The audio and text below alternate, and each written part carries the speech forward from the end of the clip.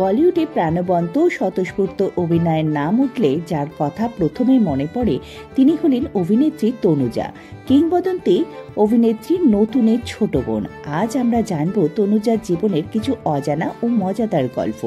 এই তনুজার শৈশবকালীন অভিনয়ের সময়কালে একটি ঘটনা খুব বিখ্যাত হয়েছিল।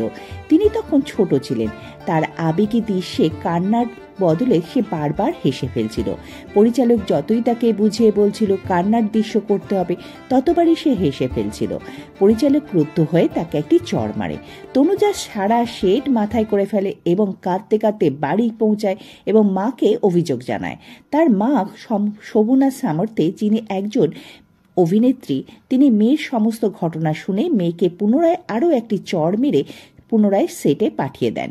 মায়ের শিক্ষা ছিল এই, অভিনেত্রী হতে চাইলে পরিচালক যা চাইবেন সেটাই সঠিকভাবে করতে শিখতে হবে তোমাকে।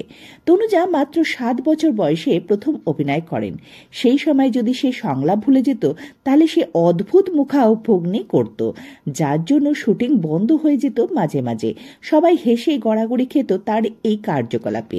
তনুজা ছোটবেলাতেই থেকেই অত্যন্ত প্রাণবন্ত ও দুষ্টু স্বভাবের ছিল, তাই সহ অভিনেতারা তাকে মুড ফিল্টার বলে ডাকতেন।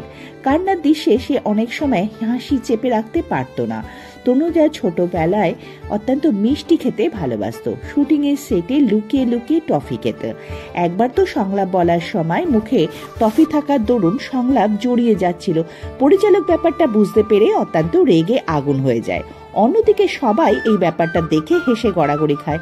তনুজার মা শোভনা সামর্থে ছিলেন অত্যন্ত কড়া মেজাজের অভিনেত্রী। একবার তনুজা তার মাকে চ্যালেঞ্জ করে বসে,